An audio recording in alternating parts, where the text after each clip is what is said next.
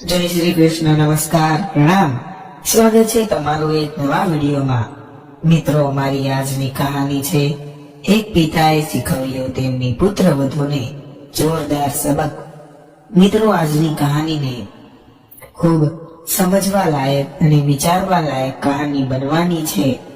તો તમને વિનંતી છે કે આ કહાની અંત સુધી ધ્યાનથી સાંભળજો અને લાઈક કરી અને બની શકે તો તમારા મિત્રો સાથે શેર કરજો.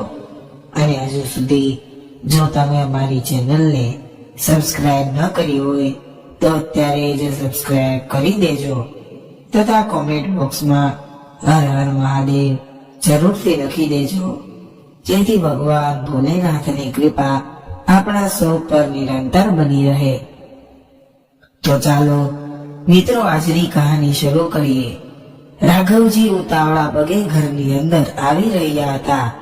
તેમના હૃદયમાં ક્રોધની જ્વાળા સળગી રહી હતી. તેણે ઘરમાં આવતાની સાથે જ ફોન કરીને પોલીસને બોલાવી લીધી હતી. જ્યારે તે ઘરમાં અંદર આવ્યા ત્યારે તેને તેની પુત્રવધૂને આનોખ હસવાનો અવાજ સંભળાયો, જે તેના પતિ મનીષ સાથે બહાર ફરવા જવાનું વિચારી રહી હતી. અને બંનેના ચહેરા પર ખુશીથી ચમકી ઉઠ્યા હતા. આ દ્રશ્ય જોઈને રાઘવજીનો ગુસ્સો સાતમા આસમાને પહોંચી ગયો હતો અને બોલ્યા, હદ થઈ ગઈ. હવે તમારી પૈસાની લોભની વેશરમી એમ તમે લોકોએ તમારી માતાનો જીવ જોખમમાં મૂક્યો. ત્યાં મારી ગરીબ માં હોસ્પિટલમાં જીવન મરણ વચ્ચે ચોલા ખાઈ રહી છે અને તમે લોકો અહીં ખુશીથી ઉજવણી કરો છો. તમે બંને એવું પ્રયાસપ્રદ કૃત્ય કર્યું કે તમે તમારા જ ઘરમાં ચોરી કરી. રાઘવજીના આ શબ્દો સાંભળીને તેમની પુત્રવધુ નેહા નારાજ થઈ અને બોલી, અરે બાપુજી, શું છે? આ ઉંમરે તમારે આટલી બધી તકલીફો સામે રહેવાની શું જરૂર છે?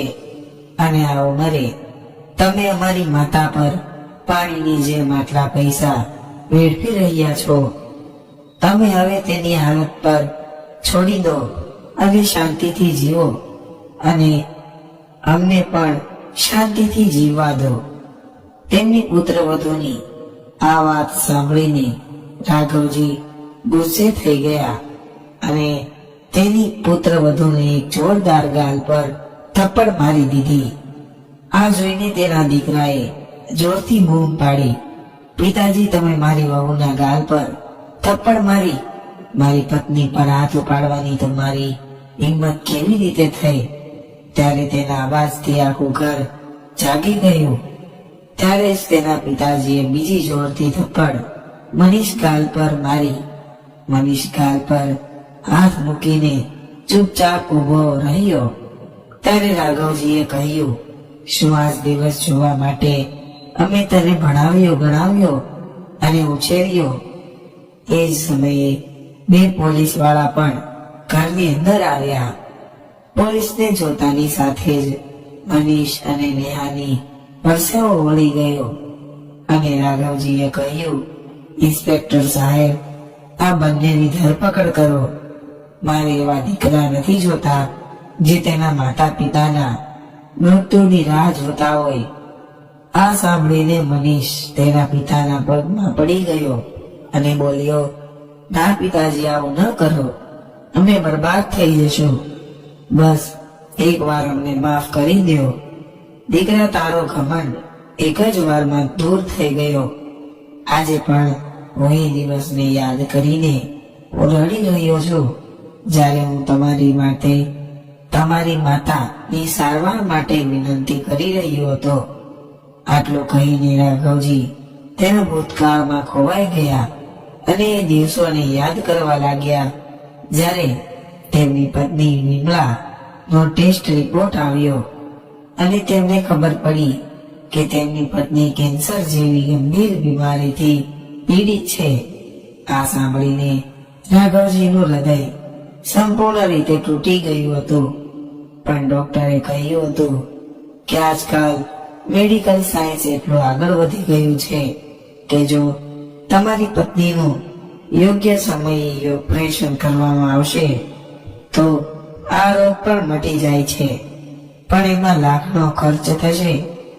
રાઘવજીએ નક્કી કર્યું હતું કે તેઓ કોઈ પણ ભોગે તેની પત્નીનો જીવ બચાવશે.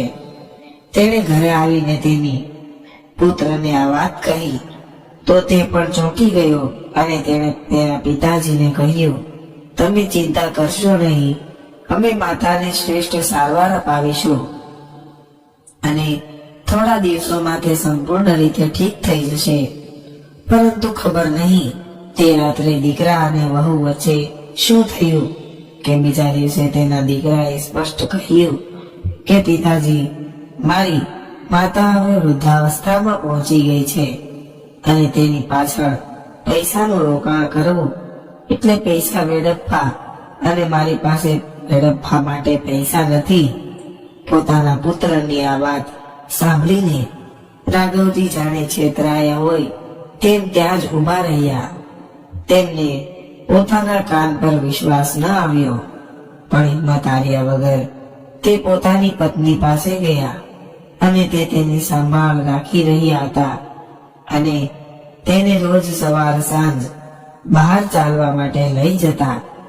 એક દિવસ પાર્કમાં ફરવા જતા હતા ત્યારે જ તેનો એક મિત્ર તેને મળ્યો તો તેની સાથે વાત કરતા તેણે તેના મિત્રને તેની પત્નીની તબિયત અને તેના પુત્ર અને પુત્રવધૂની સ્થિતિ વિશે જણાવ્યું. તે વખતે તેની આંખમાં આંસુ આવી ગયા અને તેની આ હાલત કહ્યા વગર તેના ચહેરા પર સ્પષ્ટ દેખાતી હતી. એ સાથે જ તેના મિત્રએ તેને પ્રોત્સાહિત કરવા કહ્યું, રાઘવજી, આ હિંમત ગાવવાનો સમય નથી. તમારી પાસે ગામમાં જમીન છે, તમે કહો તો હું તે જમીનનો સોદો કરાવી આપીશ. એ આવા સમયે કામ ન આવે તો ક્યારે કામ આવશે? રાઘવજી, તમારે તમારી પત્નીની સારવાર કરાવવા માટે તમારા પુત્ર અને પુત્રવધુ પર નિર્ભર રહેવાની જરૂર નથી. ત્યારે રાઘવજીને તેના મિત્રના આ નિવેદનથી ખૂબ પ્રોત્સાહન મળ્યું. ત્યારે જ તે તેના વતનના ગામમાં ગયા અને યોગ્ય કિંમત મળતા તેણે જમીનનો સોદો કર્યો. જમીનનો સોદો કરીને જ્યારે તેઓ ઘરે પાછા ફર્યા ત્યારે તેમને તેમની પત્ની ક્યાંય દેખાઈ નહીં. ત્યારબાદ રાઘવજીએ તેમની પત્નીને બૂમ પાડી ત્યારે સસરાનો અવાજ સાંભળીને તેમની પુત્રવધુએ આખું ઘર શોધ્યું, પણ તે તેની સાસુને ક્યાંય જોઈ શકી નહીં. એટલે તેણે તેના સસરાને કહ્યું, અરે બાપુજી, શું થયું? તે ઘરે છે કે નહીં? ક્યાં ગયા છે? પછી રાઘવજીએ કહ્યું, અરે મેં તેને કહ્યું હતું કે હું ગામમાં સરપંચને મળવા જાઉં છું. તે પછી હું બેંકમાં પણ જઈશ અને કેટલાક કાગળો પર તારી સાસુની સહી જરૂરી હતી. હવે તે ઘરે નથી. તે કોઈ વાતને ગંભીરતાથી લેતી જ નથી. મને ખબર નથી કે તે શું કામ કરવા જ ગયા છે. મારી વાતને અવગણીને તેની પુત્રવધુ નેહાએ કહ્યું, બાપુજી, તમારે કયા કાગળો પર સહી કરવાની જરૂર છે? કૃપા કરીને મને કહો. પુત્રવધુ, કેટલાક મહત્વપૂર્ણ કાગળ છે. આમ કહીને રાઘવજીએ કહ્યું, આ વિમળા પણ કેટલી હદ સુધી જાય છે. તે જાણે છે કે તેની તબિયત દિવસે ને દિવસે બગડી રહી છે, પણ તેમ છતાં તે એક દિવસ પણ મંદિર જવાનું ભૂલતી નથી. તેના હાથમાં જે થેલી હતી તેને પકડીને છાતી સાથે ચોંટાડીને રાઘવજીએ કહ્યું, જો આ કામ ન થાય તો પછી આવતા અઠવાડિયા સુધી મુલતવી રાખવામાં આવે છે. પછી નેહાએ તેની બેગ તરફ જોયું અને કહ્યું, બાપુજી, તમે બેંકમાં કેમ જાઓ છો? તે તમે મને કહ્યું નહીં. તો રાઘવજીએ કહ્યું, કઈ નહીં વહુ, એક ખાસ કામ હતું. અને ત્યારે જ કુરિયર વાળો દરવાજા પાસે આવ્યો. ત્યારે જ નેહા કુરિયર લેવા ગઈ, પણ આ બધું કામ કરતી વખતે તેનું ધ્યાન તેના સસરાની બેગ પર જ હતું. કુરિયર લઈને તે તેના રૂમમાં આવ્યા. ત્યારબાદ નેહાએ તેના સસરાના રૂમમાં ડોકિયું કર્યું અને તેના સસરા રાઘવજીને જોયા. ત્યારે રાઘવજી કંઈક શોધતા હતા. તેના ચહેરા પર મુસીબત દેખાતી હતી. નેહા તેમનો દરવાજો ખટખટાવ્યા વગર તેના રૂમમાં પ્રવેશી અને બોલી, બાપુજી, તમે મારા સાસુની તબિયત વિશે ચિંતા ન કરો, તે મંદિરેથી હમણાં જ આવી જશે. ત્યારે જ રાઘવજીએ તેનો અવાજ સાંભળ્યો ને તરત જ તેણે બારી ખોલી અને ત્યારે જ બેગ તેના હાથમાંથી નીચે પડી ગઈ. બેગ નીચે પડતા જ 500ની નોટોના બંડલ જમીન પર પડી ગયા. એટલા બધા 500ની નોટોના બંડલ જોઈને નેહાની આંખો બોળી થઈ ગઈ. નેહાના મોંમાંથી અચાનક બોલાઈ ગયું, આટલા બધા પૈસા? અને પછી તે સામાન્ય થઈ ગઈ અને બોલી, બાપુજી, આ બધા પૈસા ક્યાંથી આવ્યા છે અને કોના પૈસા છે? રાઘવજીએ ઝડપથી પૈસા ઉપાડીને પોતાની બેગમાં મૂક્યા અને બેગને બંધ કરતી વખતે કહ્યું કે પુત્રવધુ અમારા ગામની જમીન હતી, હવે તે જમીન વેચાઈ ગઈ છે, તેથી મેં થોડા પૈસા લીધા છે અને આ પૈસા જમા કરાવવા માટે મારે બેંકમાં જવું છે. પણ મને કબાટની ચાવી ક્યાંય મળતી નથી. એવું લાગે છે કે તે તારી સાસુ પાસે જ છે. બીજી તરફ નોટોના બંડલની તસવીર નેહાની આંખોમાં હજુ પણ સ્પષ્ટ દેખાતી હતી. તેણે કહ્યું, બાપુજી, હજી સુધી મારા સાસુ આવ્યા નથી અને તમે આ બેગ ક્યાં સુધી હાથમાં રાખશો? હા, હું પણ એ જ વિચારી રહ્યો છું કે આ પૈસા હું એ બેંકમાં જમા કરાવી દઉં, કારણ કે વિમળાને આવતા અઠવાડિયે હોસ્પિટલમાં એડમિટ કરવાની છે. હવે ડોક્ટરે પણ કહ્યું છે એ જલ્દી ઓપરેશન કરાવો, નહીં તો મામલો હાથમાંથી નીકળી જશે.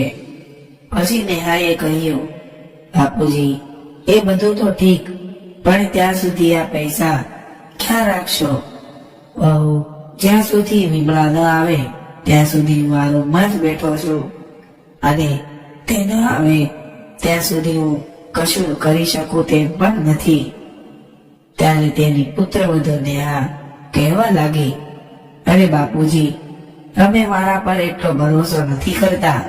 મને આ પૈસા આપો, હું મારા કબાટમાં મૂકી દઉં, અને જો તમને મારા પર વિશ્વાસ ન હોય તો કબાટની ચાવી પણ હું તમને આપી દઈશ. ત્યારે રાઘવજીએ કહ્યું, અરે ના વહુ, તમે શું વાત કરો છો? તમે મારા પુત્રની વહુ છો. અમને તમારા પર વિશ્વાસ નહીં હોય તો અમે કોનો વિશ્વાસ કરીશું? ઠીક છે વિમળાના, હવે ત્યાં સુધી તેને તમારા કબાટમાં મૂકી દો. આ સાંભળીને હિંદના ચહેરા પર ખુશી આવી ગઈ. જ્યારે તે આટલા લાંબા સમયથી તે આ ક્ષણની રાહ જોઈ રહી હતી. હિના તેની તે બેગ લઈને તેના રૂમમાં ગઈ. તે ઓરડામાં પ્રવેશી તેણે તેની જિંદગીમાં પહેલીવાર એટલા પૈસા જોયા હતા. આથી તેની આંખો મોડી થઈ ગઈ. તેણે તે બેગ ખોલીને જોયું કે તે બેગમાં 10 લાખ રૂપિયા હતા. તેથી તેણે તેની હોશિયારી બતાવીને તેણે તેમાંથી 2 લાખ રૂપિયા કાઢી લીધા અને તેની બાજુમાં રાખ્યા અને બાકીના પૈસા પાછા બેગમાં મૂકી દીધા અને કબાટમાં રાખ્યા. થોડી વાર પછી વિમળાજી ઘરે આવ્યા. ત્યારે હિનાએ કહ્યું, માજી, શું મંદિર જવા માટે આટલો બધો સમય લાગે? અરે ના પુત્રવધુ, હું રસ્તામાં મારી એક સહેલી મળી હતી. તે મારી તબિયત વિશે પૂછતી હતી. તેમાં થોડો સમય લાગ્યો. સારું સારું, મને એક વાત કહે, તારા સસરા આવ્યા છે? હા, એ તમને ઘણા સમયથી શોધી રહ્યા હતા. તમે એક કામ કરો, આ મારા કબાટની ચાવી લો. કબાટમાં મારા સસરાએ તેરી બેગ રાખી છે, તેને તમે લઈ લો અને તમારા કબાટમાં રાખી દો. તો તેની સાસુ બોલી, તેમાં શું? તેમાં ઘણા પૈસા છે, અને પછી જો તમે કઈ આમ તેમ થશે તો પછી તમે બધા મારા નામોનો જ ઉપયોગ કરશો, કારણ કે સાસરિયામાં સૌથી શંકા પુત્ર વધુ પર જ પડે છે. ત્યારબાદ વિમળાજીએ કહ્યું, એવું નથી વહુ, અમે તો હંમેશા તને મારી દીકરી જ માની છે, અને નાનકડી વાત હોય તો પણ દિલની નજીક તને રાખીએ છીએ. આટલું કહીને વિમળાજીએ તેમની વહુના રૂમમાં જવા લાગ્યા. અચાનક તેમનું મન ઠંડુ પડી ગયું. આજ સુધી પુત્ર વધુ તેના રૂમનો દરવાજો પણ બંધ રાખતી હતી. તે વિચારતી હતી કે તેની પુત્ર વધુએ આજ તેને તેના કબાટની ચાવી કેમ આપી દીધી હશે. પરંતુ પછી આ વિચારને ફગાવીને તે તેની પુત્ર વધુ ના કબાટ પાસે ગઈ અને કબાટ ખોલી તેના પતિની બેગમાં કાઢીને તેના રૂમના કબાટમાં રાખી દીધી. આ સમયે રાઘવજીએ આવીને કહ્યું, વિમળા, તું પણ તારી હદ વટાવી ગઈ. મેં તને કહ્યું હતું કે હું આવું ત્યારે તમારે ઘરે જ રહેવું જોઈએ, પણ તમે મારી વાત કેમ સાંભળતા જ નથી. તેના પતિની વાત સાંભળીને વિમળાજીએ કહ્યું, અરે તમે જે કામ માટે મને શોધી રહ્યા હતા તે કામ મેં પહેલેથી જ કરી દીધું છે. રાઘવજીએ પૂછ્યું, કયું કામ? તો વિમળાજીએ કહ્યું, અરે તમે મારી પુત્ર વધુને જે બેગ આપી હતી તે મેં મારા કબાટમાં વ્યવસ્થિત રાખી દીધી છે, અને જુઓ, તાળો મારીને ચાવી પણ મારી પાસે રાખી છે. એ તો ઠીક છે, પણ તે બેગ બરાબર તપાસી છે? તમે મને મૂર્ખો માનો છો, પણ તમારી વિમળા જેટલી મૂર્ખી નથી. નાના વિમળા, તું બહુ ભોળી છે. તું કોઈના પર તરત જ વિશ્વાસ કરી લે છે, પણ આ દુનિયા બહુ ખરાબ છે. અત્યારે જો પોતાના ઘરમાં જ જો તક મળે તો પોતાનો દીકરો પણ ચોરી કરતા આગશે નહીં. આગળ શું થશે તેના વિશે વિચારશે પણ નહીં.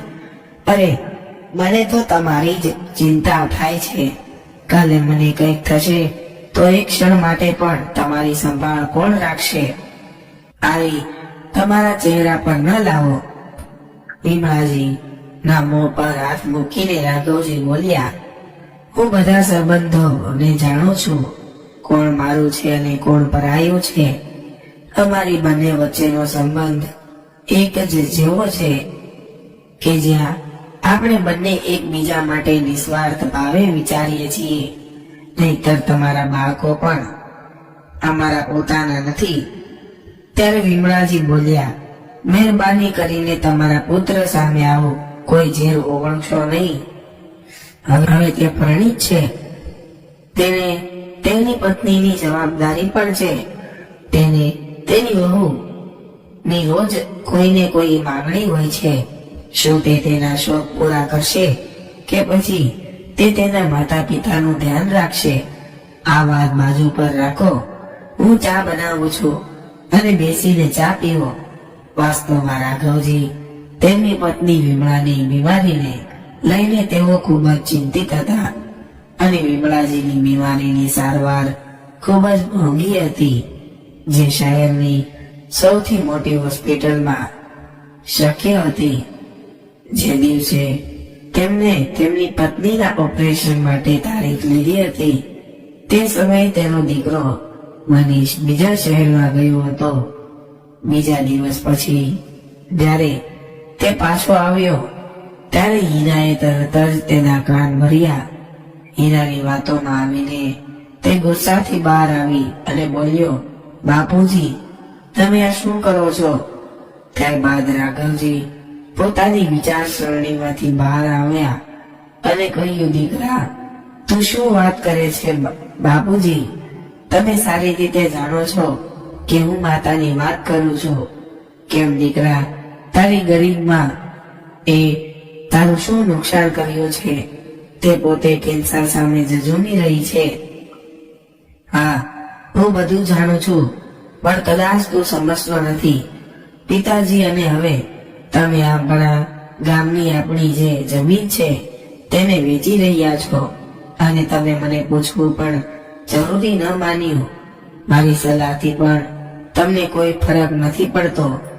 ત્યારે રાઘવજીએ કહ્યું, સારું થયું દીકરા કે તારી બાતમી દારો એ તારા સુધી આ સમાચાર લાવ્યા. હવે હું શું કરું દીકરા? તે તારી માને છોડી દીધી છે. તને તેની ચિંતા નથી. તું તારી પત્નીની માંગણી પૂરી કરવામાં દિવસ રાત વ્યસ્ત છે. પછી મનીષે કહ્યું, મને સમજાતું નથી. આખરે તમને શું થઈ ગયું છે? શું તારો દુશ્મન છું? ત્યારે રાઘવજી બોલ્યા, પણ દીકરા, તારી આ હરકતો પરથી એવું નથી લાગતું કે તને અમારી માતાની ચિંતા છે. 1 મહિના પહેલા તે 10 લાખ રૂપિયાની એક કાર ખરીદી હતી, અને થોડા દિવસો પહેલા જ તમે તમારી વહુ માટે સોનાનો હાર ખરીદ્યો હતો. તમે તમારા અને તમારી પત્નીના શોખ પૂરા કરવા માટે લાખો રૂપિયા ખર્ચી શકો છો, પણ તમારી માતાની સારવાર માટે 1 રૂપિયો પણ ખર્ચી શકતા નથી. અને જ્યાં સુધી જમીનની વાત છે, તો એ જમીન મેં મારા લોહી અને પરસેવાની મહેનતના પૈસાથી ખરીદી છે. તેથી તે જમીન મેં વેચી દીધી છે. તો તમારે તેના વિશે પૂછવાની શું જરૂર હતી? પણ બાપુજી, મારો પોતાનો પરિવાર પણ છે, મારી પત્ની છે અને બાળકો પણ છે. તો વિચારો, તમે અમને ગરીબ બનાવી રહ્યા છો. ત્યારે રાઘવજીએ ગુસ્સામાં કહ્યું, તને અને તારી પત્નીને અને તારા બાળકો ને આ દુનિયામાં કોણ લાવ્યું? તારી માતા જે દિવસે તને તાવ આવ્યો કે તું બીમાર પડ્યો, તે દિવસે અમારા બંનેમાંથી કોઈએ ખાવાનું નથી ખાધું, અને તારી માં આખી રાત જાગીને તારી સંભાળ રાખતી. તેના ચહેરા પર એક પણ કરચલીઓ નહોતી. હું દિવસ રાત તમારી તરફ જોતો. બાપુજી, આ બધી નકામી બાબતોમાં મારો સમય ન બગાડો. તમે મારા પર શું ઉપકાર કર્યો? દરેક મા બાપ પોતાના બાળકો માટે આ કરે છે. તે જ સમયે રાઘવજીની આંખો ચમકી ઉઠી, અને દુઃખના કારણે ચોધાર આંસુએ રડી પડતા તેણે કપટ ભર્યા સ્વરે કહ્યું, સાવધાન, હવે તું વધુ એક પણ શબ્દ બોલે તો કાલે હું તારી માતાને તેની સારવાર માટે હોસ્પિટલે લઈ જાઉં છું, અને મારે આ વિશે કોઈનો અભિપ્રાય નથી જોઈતો. મનીષે તેના પિતાના શબ્દો સાંભળીને થોડી નમ્રતા બતાવીને કહ્યું, અરે બાપુજી, એવું નથી, પણ માતાની સારવાર કરતા થોડા પૈસા બચ્યા હોત તો અમે આપજો, કારણ કે મેં મારા મિત્ર સાથે ભાગીદારીમાં એક ધંધો શરૂ કર્યો છે. જો મને પૈસા નહીં મળે તો મારે કોઈની પાસેથી લોન લેવી પડશે.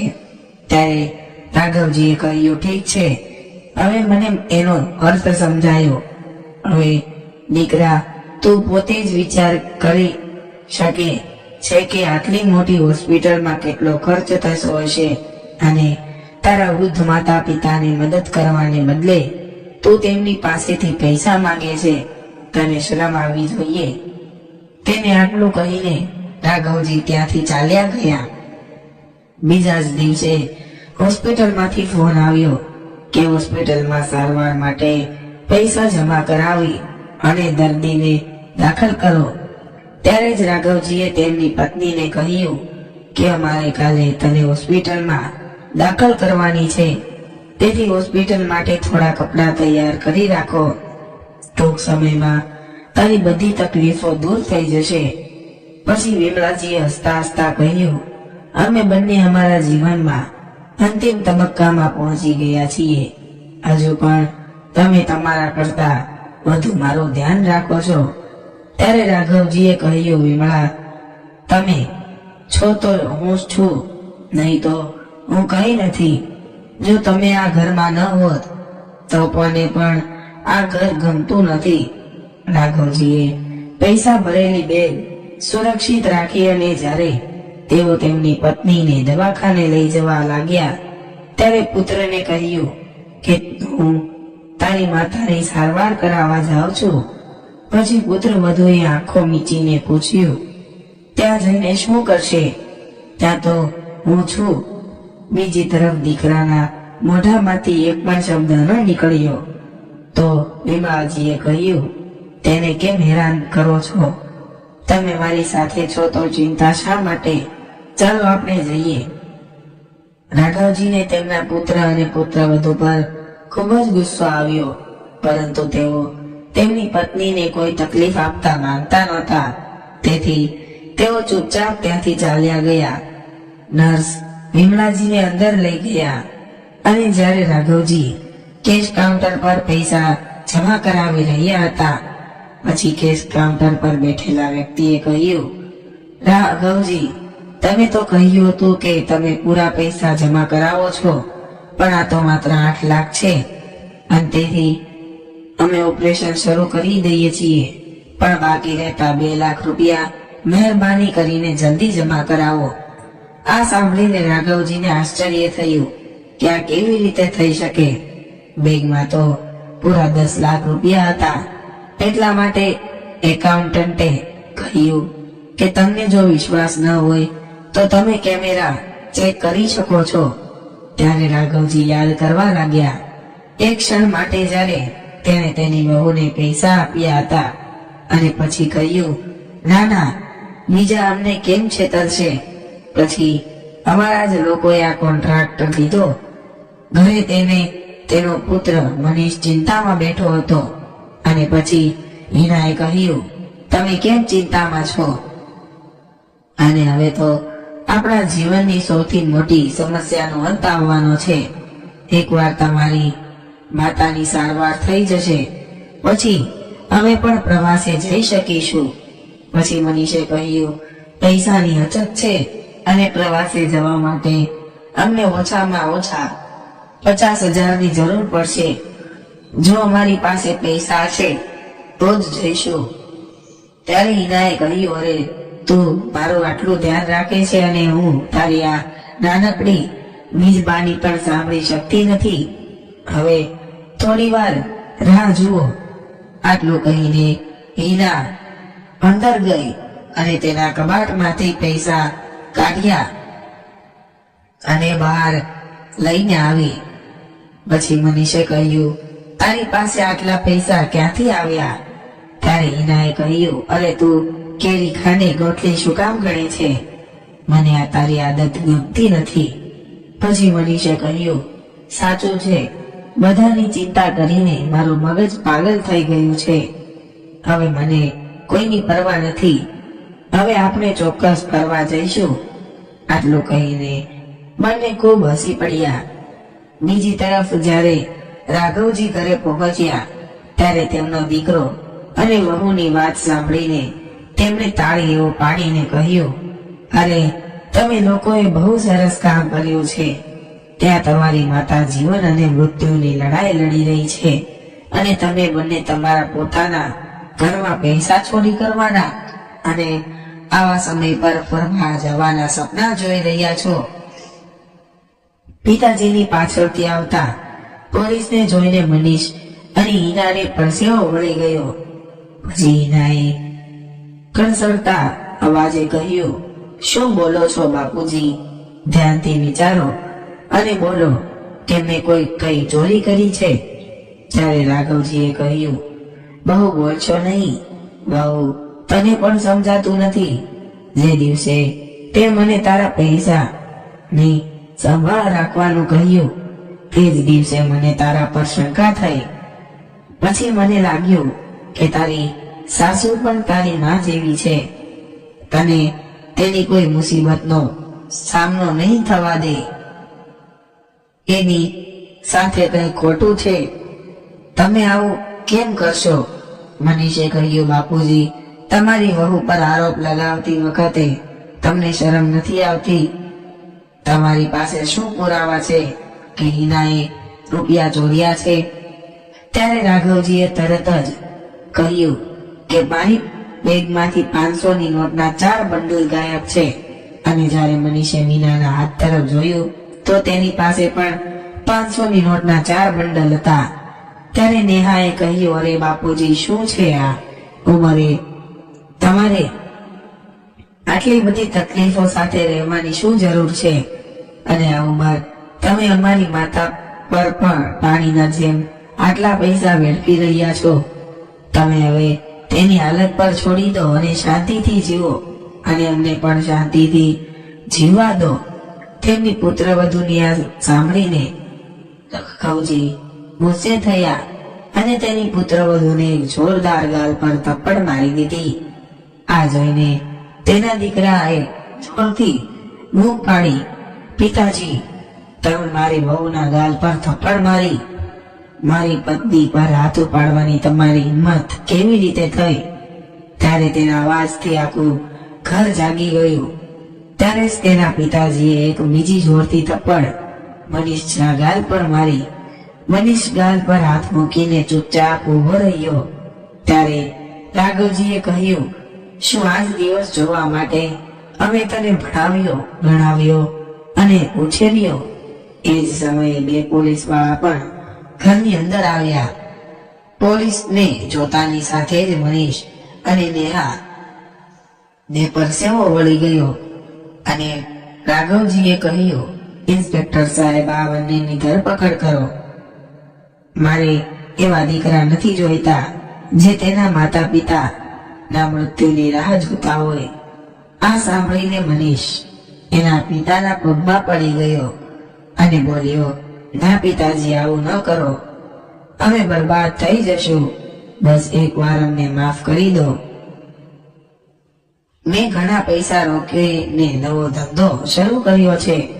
જો હું જેલમાં જઈશ તો ઘણું નુકસાન થશે. રાઘવજી કઈ બોલે તે પહેલા જ હિનાએ કહ્યું, અરે શું થયું? આપણે એક દિવસ પણ જેલમાં ન રહીએ. મારા પપ્પા પાસે ઘણા પૈસા છે. તે મને એક ક્ષણ પર જેલમાં રહેવા નહીં દે, અને પછી અમે મારા પપ્પા સાથે રહીશું. ક્યારેક મનીષ ગુસ્સે થઈને કહ્યું, તારી આ ક્રિયાઓને કારણે જ મારે આ દિવસો જોવા પડ્યા છે, અને હું પણ તમારા કાર્યો માટે જવાબદાર છું. આજે હું મારા પોતાના ઘરે બેઠો છું. રાઘવજીએ તેમના પુત્રને કહ્યું કે તેઓ તેની ભૂલ કબૂલ કરે, અને આમ કરીને તેણે પોલીસને પાછા જવા કહ્યું. અને પછી બંનેને કહ્યું, તમે તમારો વિવાદ ઉકેલતા રહો. મારે મારી પત્નીનો જીવ બચાવવો છે. આ પૈસા મને સોંપી દો. પછી તેની પુત્રવધુ હિનાએ એક હાથ તેના ગાલ પર અને બીજા હાથે નોટોના બંડલ ઉપાડીને સસરાને પરત કર્યા. ત્યારે જતા જતા રાઘવજીએ કહ્યું કે આ મકાન પણ મારું છે, મારા પરસેવાની કમાણીથી ખરીદેલું છે, અને જો તમારે અહીંયા રહેવું હોય તો તમે ઉપરના માળે તમારા રહેવાની વ્યવસ્થા કરી શકો છો, કારણ કે હવે હું મારી પત્ની સાથે શાંતિથી રહેવા માંગુ છું, અને આ બાબતે કોઈ વાત વિવાદ થશે નહીં. હવે હું એવું ઈચ્છું છું કે મારી પત્નીને બીજી કોઈ મુશ્કેલીનો સામનો ન કરવો પડે.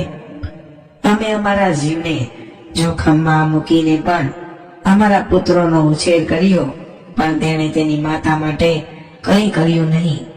તેથી હવે મારે કડક પગલાં લેવા પડશે. આટલું કહીને રાઘવજી ત્યાંથી ચાલ્યા ગયા. હિનાએ કહ્યું, આ ખોટું છે. તારા પપ્પા આવું કેવી રીતે કરી શકે? પછી મનીષે કહ્યું, ચૂપ રહે. તું કહે છે કે આ ઘર તેમનું છે અને તેઓ કહે છે તેમ કરવું પડશે. નહીં તો તારો સામાન ઉપાડ અને અહીંથી ચાલતી થા. હું અહીં જ રહીશ. એક અઠવાડિયા પછી વિમલાજી સ્વસ્થ થઈને ઘરે પાછા ફર્યા. આજે તેમનું ઘર ખાલી ખમ લાગતું હતું, અને તેથી તેને તેના પતિને આ વિશે પૂછતા તેને કહ્યું કે તમારી વહુ ઉપરના માળે રહેવા માંગે છે, અને હું પણ તે ઈચ્છું છું. હવે તું તારો જૂનો શોખ પૂરો કરી શકે છે. તને નાના બાળકોને ટ્યુશન આપવાનું બહુ ગમતું હતું. હવે તું આમાં ટૂંક સમયમાં કોચિંગ સેન્ટર શરૂ કરી રહ્યો છું. વૃદ્ધાવસ્થામાં આપણે જેટલા વ્યસ્ત રહીશું એટલી ચિંતા આપણાથી દૂર રહેશે. વિમલાજી તે સાંભળીને ખૂબ ખુશ થઈ ગયા. હવે પતિ પત્ની બંને પોતપોતાની કમાણીથી પોતાનો ખર્ચો ચલાવી રહ્યા હતા. જો દીકરો પૈસાની મદદ કરવા માંગતો હોય તો પણ રાઘવજીએ જવાબ આપતા કે દૂધથી બળેલો માણસ છાશ પર ફૂંક મારીને પીવે છે. પહેલા પણ હું મસ્તક ઊંચું રાખીને જીવતો હતો અને આજે પણ હું મસ્તક ઊંચું રાખીને જીવીશ. તું તારી અને તારી પત્નીની જરૂરિયાત પૂરી કર. બસ તમારી માતાને ક્યારેય દુખી કરશો નહીં તો હું તેને ક્યારેય સહન નહીં કરું. એ દિવસથી એ ઘટનાની જાણ કોઈએ વિમલાજીને ના કરી. વિમલાજી વારે વારે તેના પતિ તરફ પ્રશ્નાર્થ નજરે જોતી અને કહેતી કે પુત્ર અને વહુ વચ્ચે સાચા માર્ગ પર કેવી રીતે આવ્યા, તમે શું કર્યું? ત્યારે રાઘવજી હસતા હસતા કહે છે, એક દીકરો જન્મ્યો છે અને તમે જ જુઓ છો. તો મિત્રો, તમને આ કહાની કેવી લાગી કોમેન્ટ કરીને જણાવજો. અને જો તમને આ કહાની પસંદ આવી હોય તો વિડીયોને લાઈક, શેર તેમજ તમારા અન્ય મિત્રો સાથે શેર કરજો. અને જો તમે આવી જ કહાની સાંભળવા માંગતા હોય તો આ ચેનલને સબસ્ક્રાઇબ કરવાનું ભૂલતા નહીં. હવે મળીશું એક નવી કહાની સાથે. ત્યાં સુધી તમામ મિત્રોને જય શ્રી કૃષ્ણ, રાધે રાધે, હર હર મહાદેવ. આ કહાનીને પૂરી સાંભળવા માટે તમારો ખૂબ ખૂબ આભાર.